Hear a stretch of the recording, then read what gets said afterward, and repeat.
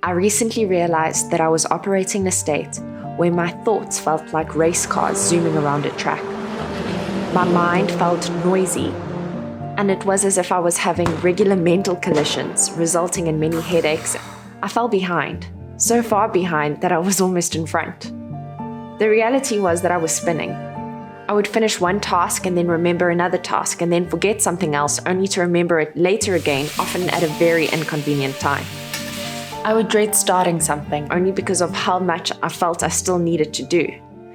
And as someone who's never really struggled with procrastination, well, it snaked its way into my behavior, and when I identified it, I knew I had to address what was happening as opposed to pretending it didn't exist. What has worked for me in the past is planning the next day the night before. But I've had a little bit of a life change, and it's been rewarding and fulfilling and beyond amazing at times. But it has resulted in me having less time, and I've realized that my evenings fly past. And even if I was aiming to slip in some work at night or create time to plan, well, I would not always get around to it. Something needed to change. My method of problem solving involves a quick mental scan where I allow myself space to try and recall what others I've admired have recommended. I've listened to many podcasts and read about 10 books this year. And when I take time to think about content I've enjoyed, it ends up being a prompt to discover something wise or insightful. Coming up with something new requires too much mental power. So standing on the shoulders of giants allows me to soak up wisdom from the wisest and tweak it so that it fits what I need. In this case, I recalled listening to Tim Ferriss talk about an activity called Mourning Pages. It was as if this idea fell into my mind to explore whatever Mourning Pages was as a solution to my problem. I googled Mourning Pages and ended up on Julia Cameron's website. There was a short YouTube video explaining the principle, and it seemed easy enough to follow. Basically, you dump your mind onto 3 pages first thing in the morning. There are no rules, you just have to write 3 pages. Also, Julia mentioned that you can call the activity Mourning Pages, as you are allowed to give yourself room to dump the negativity that may be curled up in your mind. I've tried journaling in the past, but I've never had constraints like a page count and a set time. So I planned to wake up earlier, before anyone else was awake at home, and set a challenge of completing Mourning Pages for a week.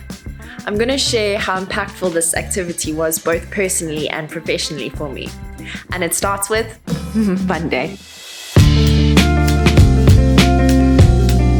I woke up rather excited to give this activity a bash. And I was a little grumpy in the morning, but when I wanted to write down my bad vibes, I couldn't quite get started. I didn't want to start being negative. It was so weird. Like I had this moment where I just was able to pause and be like, what do you want to put down on this page? And yeah, I didn't feel like being negative first thing in the morning. I just wanted to more look at, just the beautiful sunshine that was creeping in through the windows and just stare at the beautiful big mountain outside.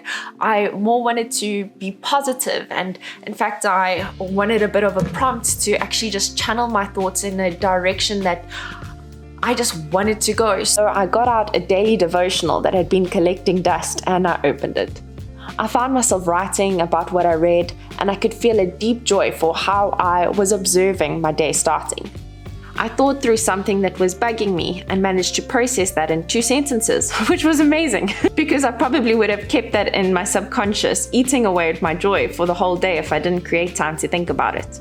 But what also started coming up in my writing were some dreams and goals that I hadn't thought about due to how chaotic my life felt. I got to the end of my second page and my husband was like, we have to go. So I only managed to do 2 out of the 3 pages, but I mean, my book is quite big.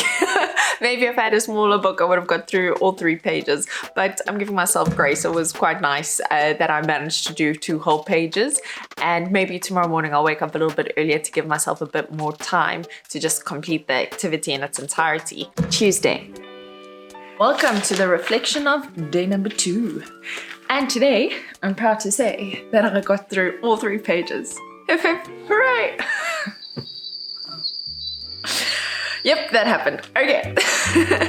I woke up before my alarm on day 2 of this exercise, which hasn't happened in months. I sat down and again started by being thankful and meditating on the words from my devotional.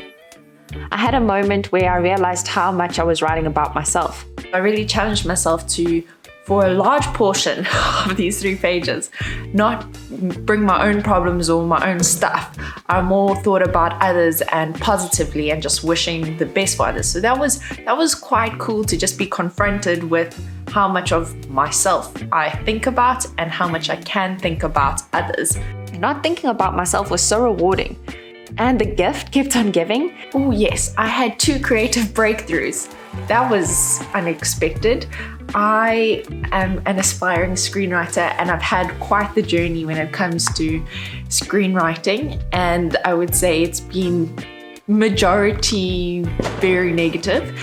I mean, it's had like moments where I've just been like, oh my gosh, I'm gonna break through, this is incredible, and then just hit with harsh, I mean, if you're in the industry, I'm sure you understand when it's just crickets or the road just seems to end. And every single time that happens for me, and it's happened a couple of times, I just give up.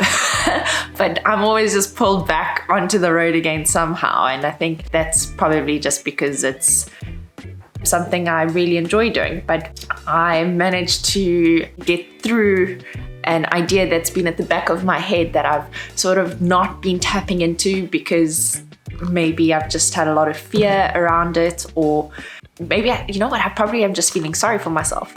But it was quite cool to dip into that and just explore this idea that I've been wanting to explore for a while. And it was really cool. I went there and, you know, I created the space and the time to go there, and I didn't have anything else to say. So it was a big breakthrough for me. And then I also had a problem creatively that I hadn't really addressed. To be quite honest, I don't know what the problem was.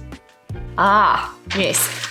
And it was quite cool to just attack that problem and be like, sort of just find where I fit in around the problem and how I want to approach it, if I even want to approach it. And it was quite cool to sit there but not feel any pressure. It was, well, I'm writing and I got pages to finish. So the first 2 pages, those seem to go past really quickly, and the 3rd page is where the magic kind of happens. Wednesday. I'm reflecting on day 3 of the Mourning Pages challenge.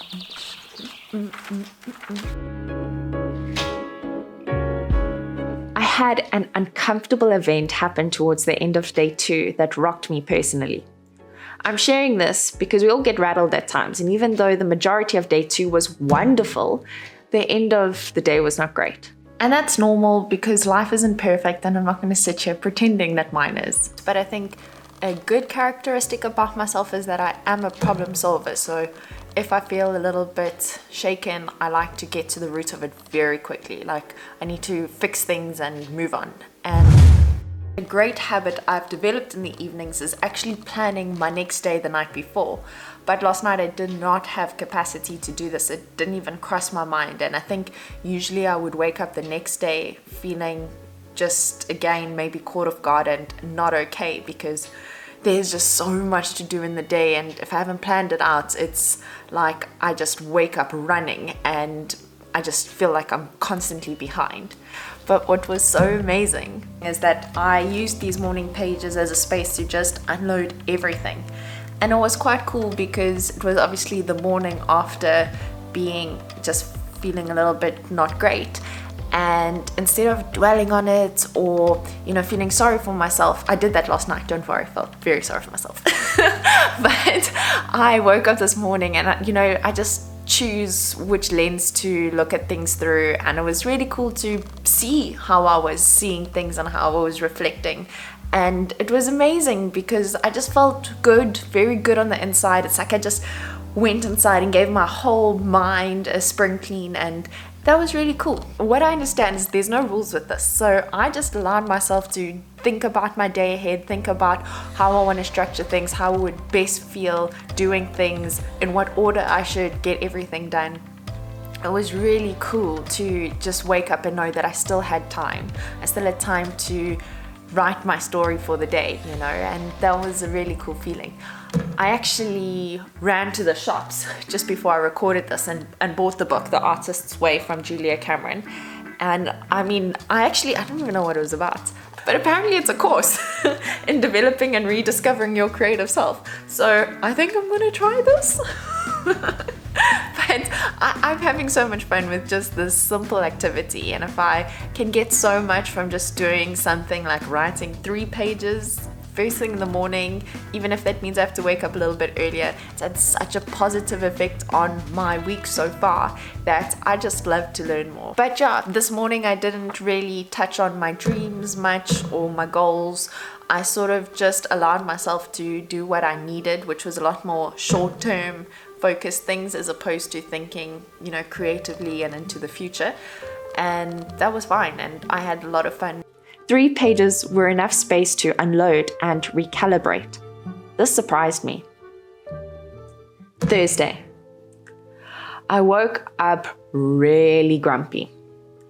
Guys, last night our power went out, and it went out before I got to clean my house and wash my hair. And I've had one of those weeks where I haven't had time to wash my hair. And it got to the point yesterday we were so itchy that I just really wanted to wash my hair last night.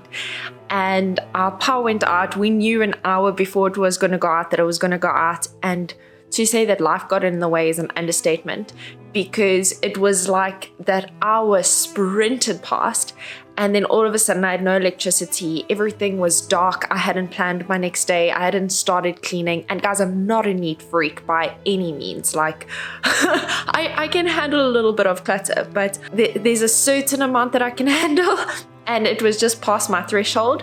And yeah, I just went to bed in a really bad mood because I didn't end up washing my hair, because it would have meant I would have gone to bed with wet hair, which is just also not fun. So I woke up in the worst mood this morning. But I managed to sneak in a smile as I realized I was still committed to this Mourning Pages challenge. I never knew I needed wins so early on in the day, but pitching up was a move in the right direction. I almost used all 3 pages to get on track. But my biggest takeaway was, I said, this is a time for me to fit in things I didn't get to, but it rids this from being a time of breakthrough to a time of catch-up. And that was really interesting for me, because when I started this activity the first 2 days, I'd done my usual things like planning the next day the night before and cleaning my house so that I knew I was going to film this. So I just wanted to make sure it was extra nice. Well, at least just not have like stuff everywhere. And so waking up was nice, and I actually felt very refreshed at the beginning of this week. But as the week has continued, I've been feeling like I've been playing catch up quite a lot, which is not how I like to do life. It feels very pressurized and fast, and it's like you're not breathing properly because you're just going through stuff. But that said, I still did get the time to catch up on things I didn't get to do last night. The good news is that I do seem to catch up in the space of 3 pages. And this helps me approach the day with a clear mind and a hopeful spirit of being able to get through what lies ahead of me. Friday. I started the morning being aware of how strong my feelings were over the past few days. I felt so much joy in being able to have space where I can choose to work through them, as opposed to feeling as though I was trapped by them. Time flew, and I could only get through 2 pages in the time I had to write. But I approached this day knowing what I needed to accomplish, and managed to use most of the time to be thankful and open my mind to wishing the best for others. Guys, I'm in a really good space, and I feel like this Friday, the weekend is definitely starting a lot earlier than it normally does.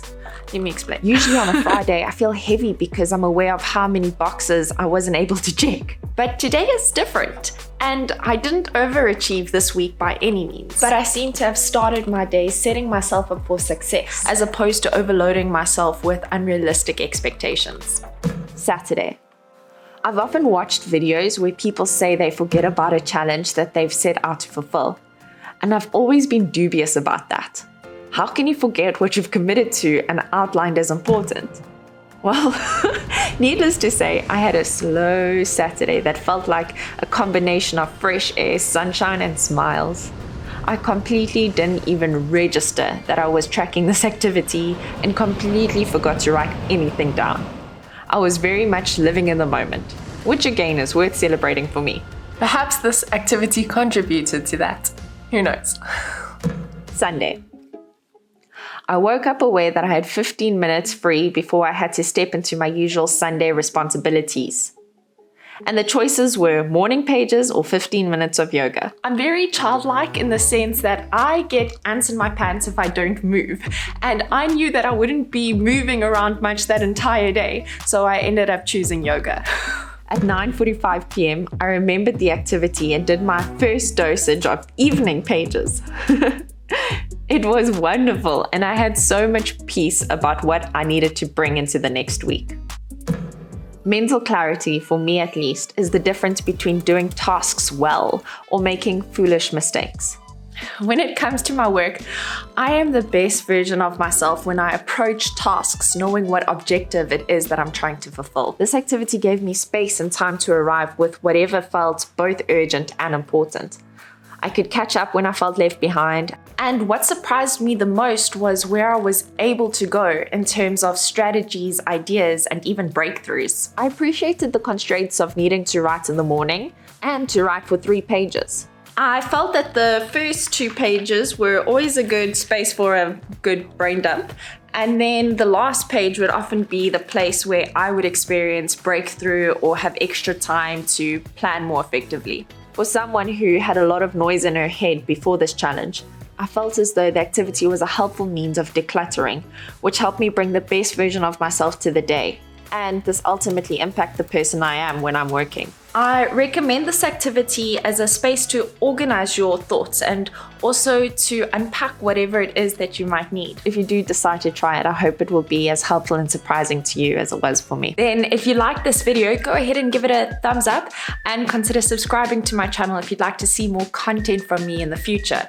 If you enjoyed this video, I've done a whole bunch of other fun challenges on this channel, and I will link my guided meditation channel in the end screen that you can watch after this video. But whether you decide to try Mourning Pages or not, thank you for spending your time with me. I appreciate it. I'll see you guys in the next video. Take care. Bye.